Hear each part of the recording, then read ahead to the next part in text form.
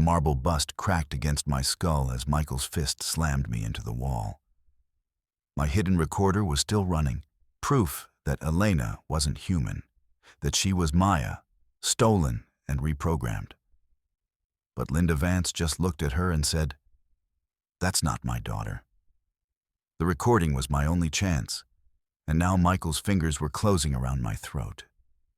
The gala's laughter faded behind me. One wrong move, and I'd be the crazy woman screaming at a ghost, not the whistleblower exposing the truth.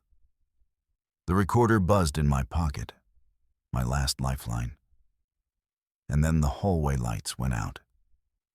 The silk of Sarah's vintage gown clung to her ribs, hiding the hard, rectangular edge of the recorder taped against her skin.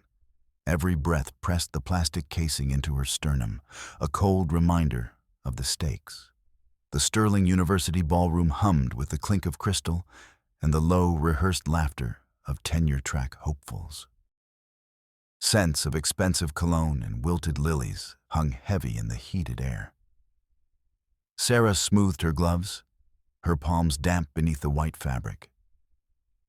Across the parquet floor, Dr. Julian Thorne stood framed by a marble pillar, swirling a glass of amber liquid. He held court with the effortless grace of a man who owned the room and everyone's future within it. Sarah shifted her weight, her heels clicking softly against the polished wood. She wasn't just here for the champagne or the networking. She was here to document a crime. Her eyes remained fixed on the woman standing beside Thorne, a woman the university program called Elena, but whom Sarah knew as Maya Vance. Maya had been her closest friend, a brilliant doctoral candidate who had vanished 6 months ago, only to reappear as this hollowed-out, silent shadow. Sarah reached up to push her glasses higher on the bridge of her nose, a nervous tic she couldn't suppress. She needed a voice. She needed Maya to speak into the hidden microphone so she could prove the woman's identity through vocal patterns. The gala was the perfect cover, a sea of noise where a private word could be stolen. As Sarah began to weave through the crowd, the air grew thicker, tasting of salt and expensive gin. She avoided the gaze of Dean Miller, who was busy laughing at one of Thorne's dry jokes. She kept her focus on the goal, getting within 3 feet of the woman in the black velvet dress. The recorder felt like a block of ice against her chest, a physical weight that reminded her of the 3,000 apologies she had logged in her digital spreadsheet. If she failed tonight, that log would grow by the most significant entry yet. She stepped past a tray of hors d'oeuvres, the smell of smoked salmon momentarily distracting her, and found herself just behind Thorne's shoulder. "Dr. Thorne," she said, her voice steady despite the hammer strike of her heart. "I was hoping for a moment of your time, and perhaps an introduction to your latest success." Thorne didn't turn immediately. He finished his sip of scotch, the amber liquid catching the light of the chandeliers. When he finally looked at her, his eyes were like 2 gray stones, polished and cold. "Dr. Johnson, you have a persistent quality that I've always found structurally interesting, though perhaps a bit misplaced at a celebration." He gestured toward the woman beside him. "Elena, dear, this is Sarah. She's an associate who struggles with the concept of boundaries." The woman turned. Her face was a mask of porcelain perfection, her eyes vacant and wide. Sarah felt a jolt of recognition so sharp it was physical. It was Maya. The same curve of the jaw, the same slight freckle near her ear. But the spirit was gone. Sarah leaned in, her hand brushing the fabric of her dress where the recorder lay hidden. "Maya," she whispered, barely audible. "It's me. Sarah." Before the woman could part her lips, a hand clamped onto Sarah's elbow. The grip was like a vice, fingers digging into her skin with a strength that promised violence. She looked up into the face of Michael Davis, Thorne's head of security. His jaw was set, and he was humming a low, vibrating tune, a funeral dirge that made the hair on Sarah's neck stand up. "Dr. Johnson?" Michael rumbled, his voice a low vibration that Sarah felt in her teeth. "The dean was just asking for you. Why don't we find a quieter place to talk?" He didn't wait for an answer. With a swift, practiced motion, he steered her away from the lights and the laughter. Sarah tried to plant her heels, but Michael was a wall of muscle, moving her toward the heavy velvet curtains that led to the administrative wing. The transition from the bright, scented ballroom to the dim, sterile hallway was jarring. The air here smelled of industrial bleach and old paper. The sounds of the party faded into a distant, muffled heartbeat. "Let go of me, Michael," Sarah hissed, twisting her arm. "I have every right to be in that room." Michael didn't speak. He only hummed louder, the sound echoing off the narrow walls. He shoved her further into the darkness of the library annex, where the shadows of the tall bookshelves looked like reaching fingers. Sarah's breath came in ragged gasps. She knew what he wanted. He had seen her hovering. He knew about the recorder. As they reached a dead-end corridor near the marble bust of the university founder, Michael spun her around, pinning her against the cold stone. "Give it to me," he said, his eyes dark and unblinking. "The device. Give it to me now, and you walk out of here with your career intact." Sarah felt the cold marble of the bust biting into her shoulder blades. "I don't know what you're talking about," she lied, her voice trembling. Michael lunged. His hand reached for the bodice of her dress, his fingers grasping for the plastic shape beneath the silk. Sarah's survival instinct took over. She wasn't just a scholar. She was a woman who had spent a lifetime calculating risks. As his hand closed on the fabric, she brought her knee up with everything she had, catching him in the thigh. He grunted, his grip loosening for a fraction of a second. Sarah didn't hesitate. She grabbed the heavy marble bust, a miniature of the founder, and swung it with a desperate, frantic strength. It connected with Michael's shoulder with a sickening thud. He stumbled back, his hum cut short by a sharp intake of breath. Sarah didn't wait to see if he would get back up. She turned and bolted toward the ballroom, her heels clattering like gunfire on the hardwood. She burst through the curtains, her hair disheveled, her heart thudding against the recorder. She didn't look back to see if Michael was following. She had to get to Maya. She had to get the voice. She found them near the exit, Thorne guiding the woman toward the coat check. Sarah slowed her pace, smoothing her hair and trying to regulate her breathing. She approached from the side, slipping into the shadow of a large floral arrangement. As Thorne reached for his silver flask to perform his ritualistic hand cleansing, he stepped away for a brief moment. Sarah seized the chance. She stepped close to the woman, leaning in as if to admire her necklace. "Maya, please," she whispered. "Tell me you're in there. Say something. Anything." The woman's head tilted. She looked at Sarah, but there was no spark of memory. When she spoke, the sound was chilling. It wasn't the warm, melodic voice of the friend Sarah had known. It was flat, monotone, and rising at the end of the sentence like a question that didn't want an answer. "I am Elena," the woman said. "I am happy to be here. Dr. Thorne says I am making progress." Sarah's blood ran cold. The cadence was entirely artificial, a programmed response that lacked any human inflection. It was the Elena persona, a psychological construct built over the ruins of Maya Vance. Sarah felt the recorder vibrate slightly, confirming the capture of the audio. She had it. She had the proof of the conditioning. Subverted relief washed over Sarah like a physical wave. She had the evidence. The robotic, questioning tone of Elena was undeniable. It was a smoking gun of psychological manipulation. All she had to do was show this to someone who cared, someone who loved Maya. She looked toward the entrance of the gala and saw a familiar face. Linda Vance, Maya's mother. Linda stood in the doorway, her shoulders slumped, her eyes watery and red-rimmed. She looked like a woman who had been hollowed out by grief. Sarah felt a surge of hope. This was it. She would show Linda the woman, play the recording, and the charade would end. Thorne couldn't fight a mother's intuition. Sarah hurried toward Linda, catching her by the arm. "Linda, you're here. Thank God. Look." She pointed toward Thorne and the woman in black velvet. "It's Maya.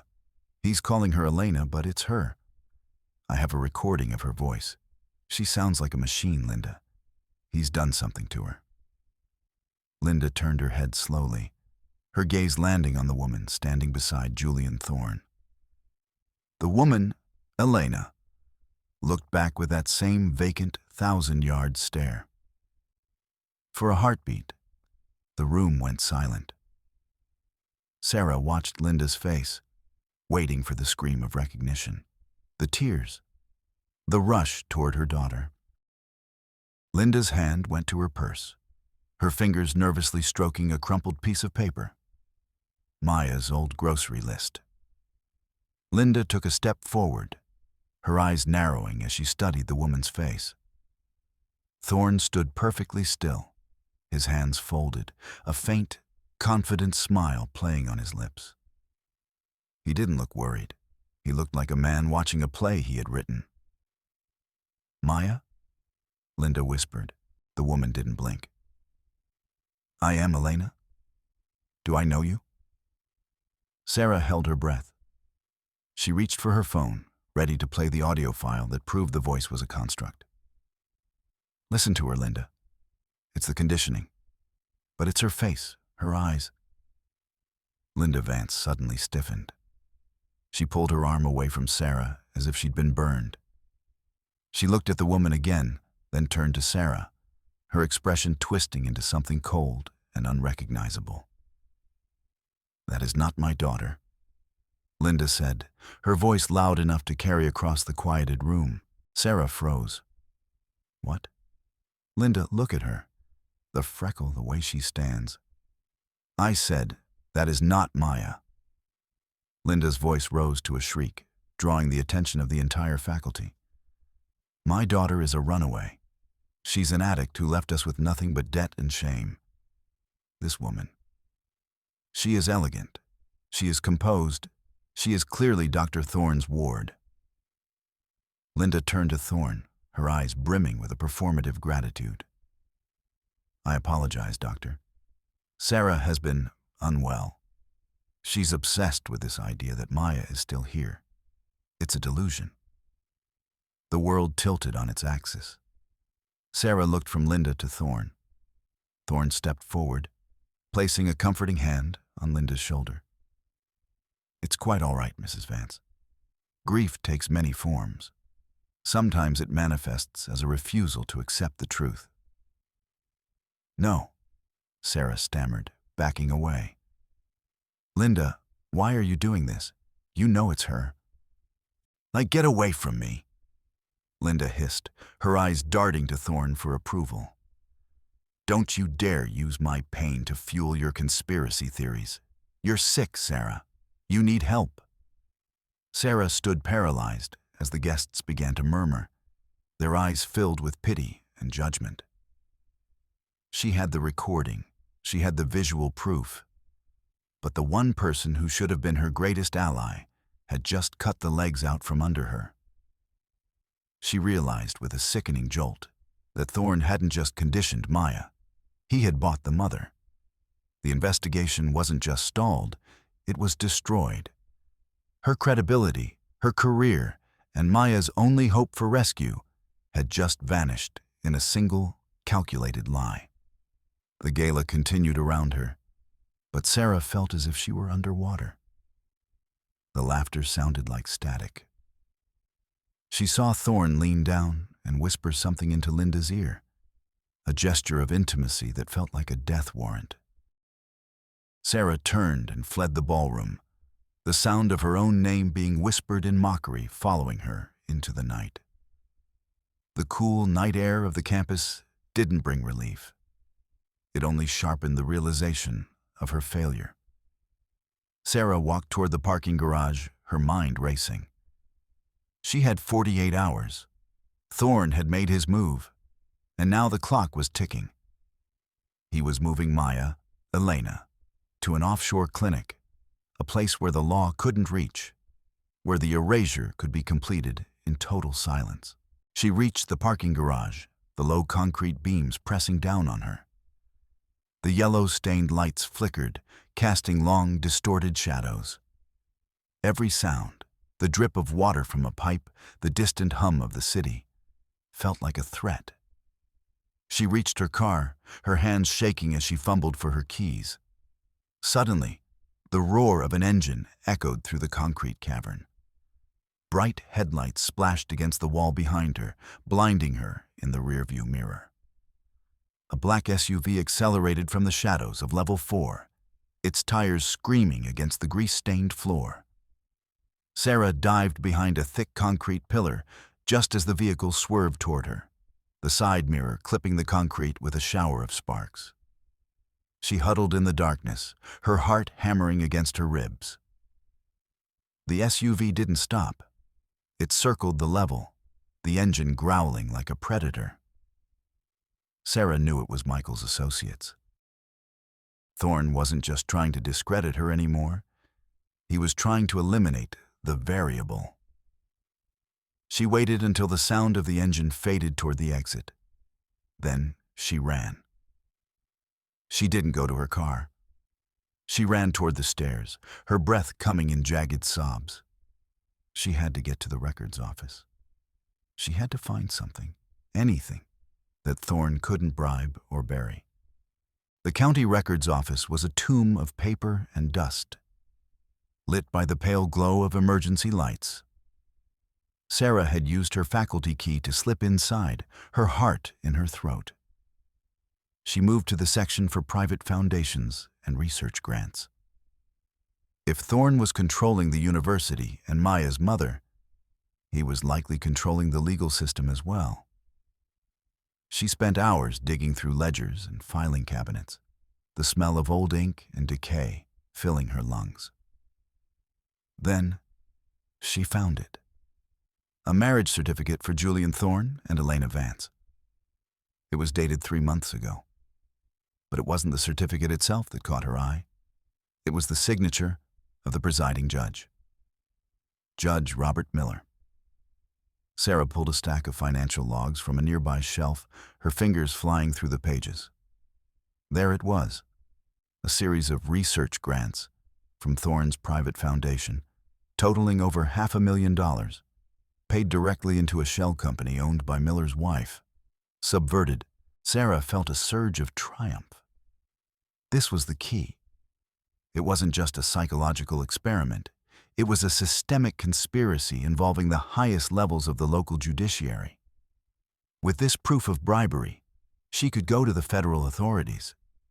She could bypass the university, bypass the local police, and bring the whole house of cards down.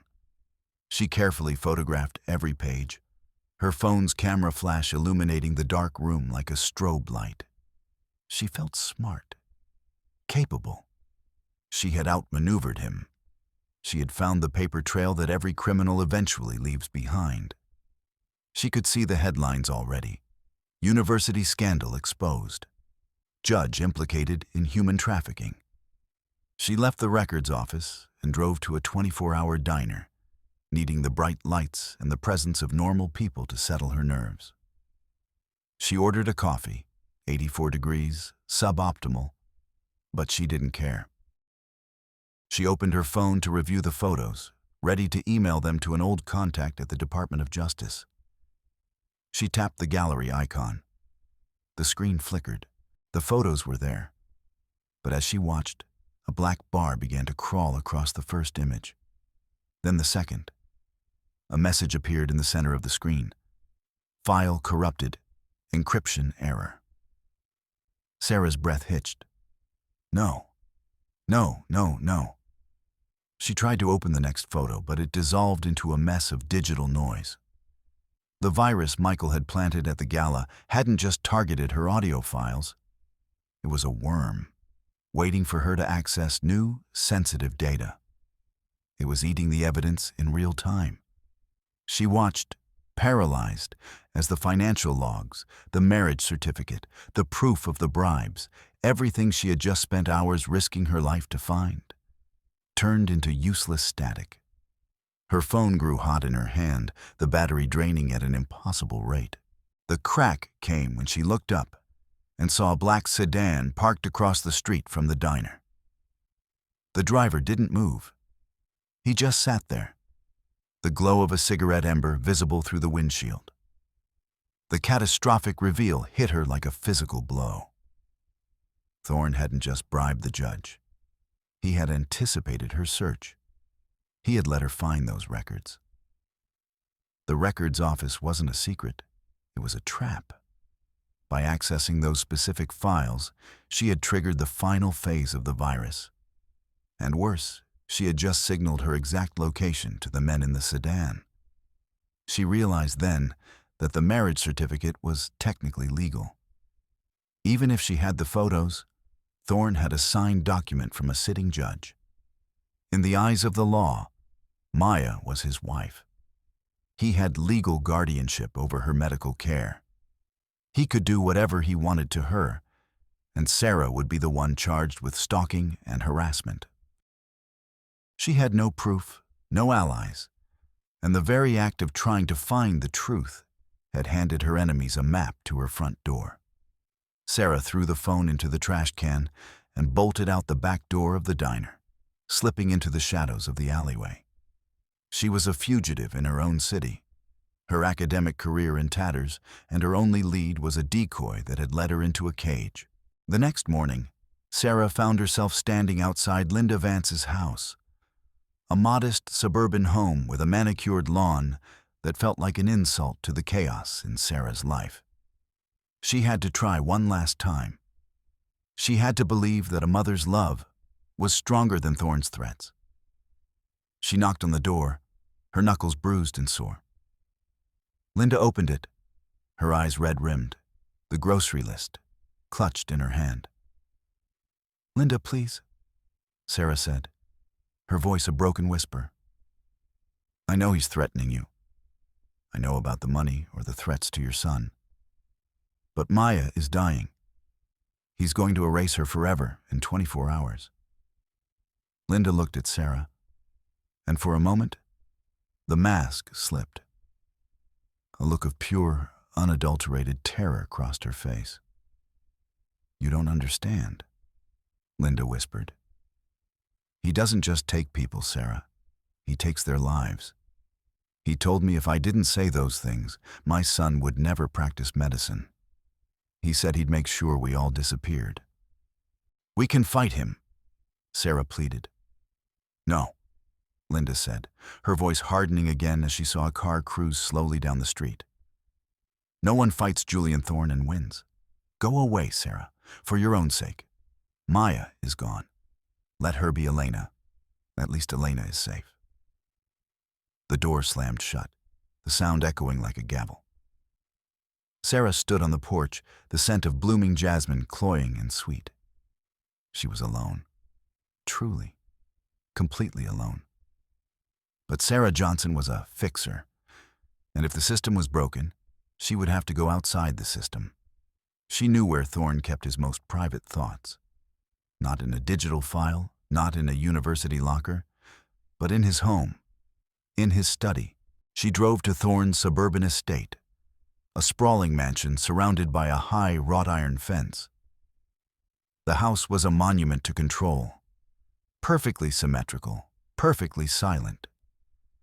She found a gap in the perimeter near the servants' entrance and slipped inside, her heart a frantic bird in her chest. The house smelled of sandalwood and expensive floor wax. She moved through the darkened hallways, her feet silent on the thick Persian rugs. She reached the study, a room lined with thousands of books, all arranged by color and size. She began to pull them from the shelves, her hands shaking. She found it behind a hollowed-out copy of Principles of Psychology, a leather-bound journal, its pages filled with Thorne's precise, elegant handwriting. She flipped through it, her eyes scanning for the words she needed, the trigger words, the verbal codes used to lock and unlock Maya's mind. "Looking for something, Sarah?" The voice was like a silken noose.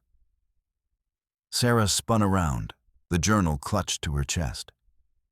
Julian Thorne stood in the doorway, his silver hair gleaming in the moonlight. He wasn't angry. He looked disappointed, like a teacher catching a favorite student in a lie.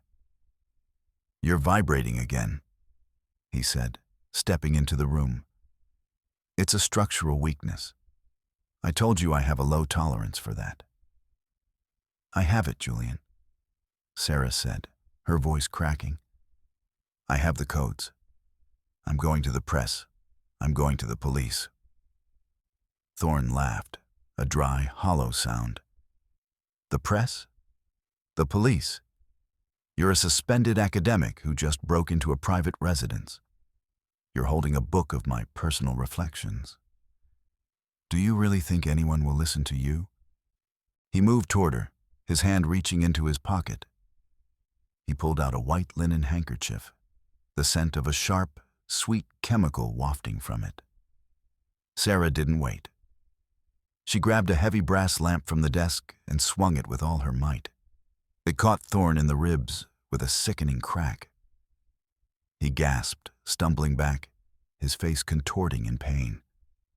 Sarah lunged for the door, but a heavy hand caught her by the hair, yanking her backward.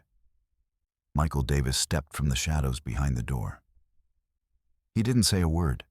He just hummed that low, vibrating dirge as he wrapped his thick arms around her, pinning her arms to her sides. Thorne stood up, clutching his side, his eyes burning with a cold, predatory light. "Take her to the basement," Thorne rasped.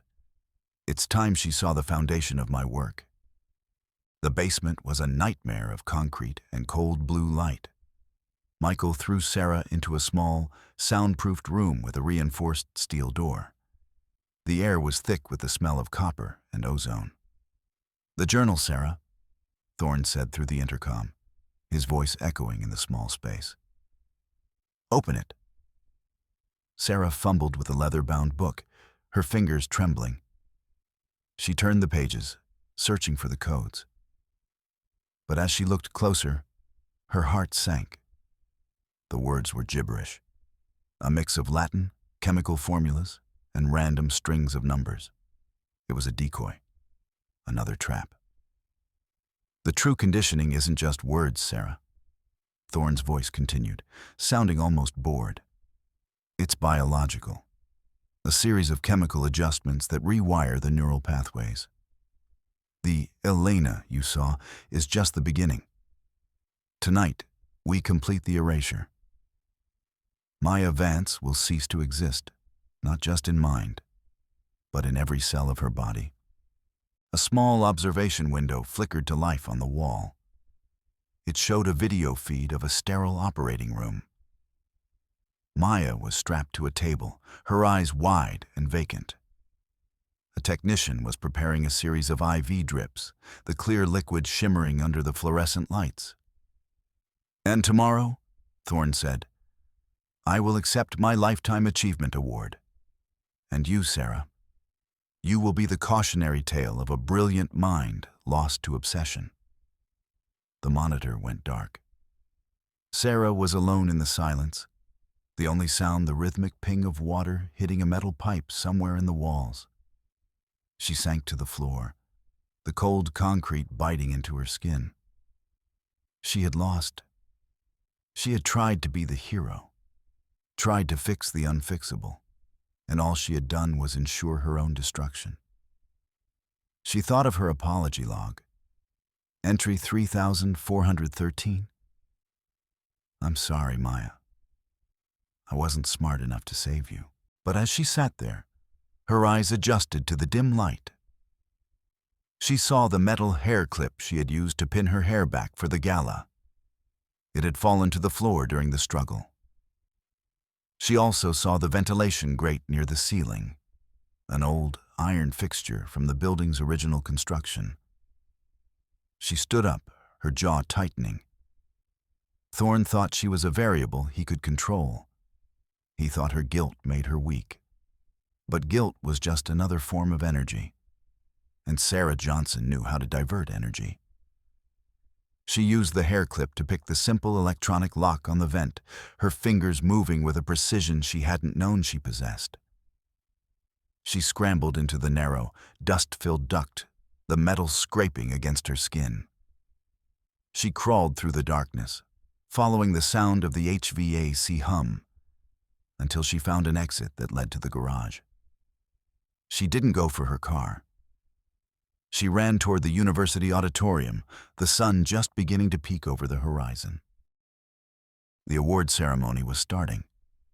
The elite of the city were gathering to honor a monster. She burst into the auditorium, her dress torn, her face streaked with soot and sweat. The crowd gasped as she sprinted toward the stage, where Thorne was just beginning his acceptance speech. "Julian Thorne is a murderer!" she shrieked, her voice echoing through the massive hall. Security lunged for her, but Sarah was faster. She reached the audiovisual booth, shoving the confused technician aside. She grabbed the microphone and plugged her phone into the system, not to play a recording, but to generate a frequency. A specific high-pitched oscillation she had found in Thorne's early, suppressed research papers. The sound tore through the auditorium, a piercing, crystalline whine that made the guests cover their ears. On the stage, Maya, standing as Elena, suddenly buckled. Her eyes rolled back, and a low, guttural sound escaped her throat.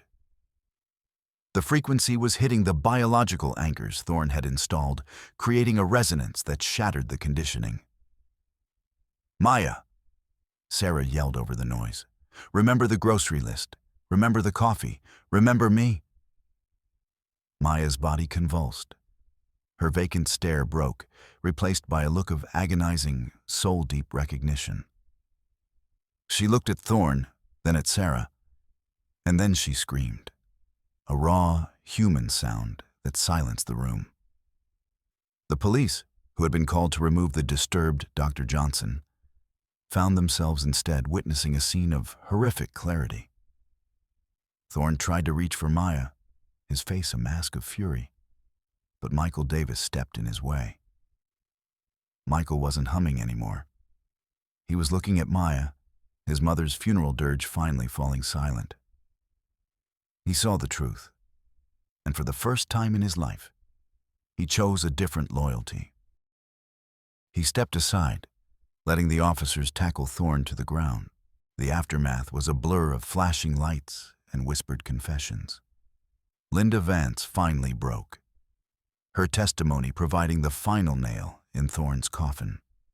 The Elena Project was dismantled, the victims identified, and the prestige of Sterling University was revealed to be a thin veneer over a charnel house of ambition. Weeks later, Sarah sat in a quiet room at a specialized medical facility. Maya sat across from her, staring out the window at the autumn leaves. She was safe, but she wasn't fixed. The erasure had been halted, but the damage was deep. She could remember her name, she could remember Sarah, but the brilliant scientist she had been was gone, replaced by a fragile, fragmented version of herself. "Is the tea okay?" Sarah asked, her voice soft. Maya turned, a small, hesitant smile touching her lips. "It's 84 degrees?" she asked, her voice still rising at the end in that heartbreaking, robotic habit. Sarah felt a lump in her throat. She reached across the table and took Maya's hand. "It's perfect, Maya. It's exactly what it needs to be. Sarah walked out of the facility and onto the empty campus. The name Thorn had already been scrubbed from the walls, the stone looking raw and pale where the letters had been. She reached into her pocket and pulled out the digital recorder, the plastic casing cracked and useless. She dropped it into a trash bin and didn't look back. She had balanced the scales. She had saved her friend. But as she looked at the long shadows stretching across the quad, she realized that some errors couldn't be corrected. Some apologies would never be enough. She opened her laptop one last time, deleted the apology log, and watched as 3,400 entries vanished into the void. She didn't need to track her mistakes anymore. She just needed to live with them.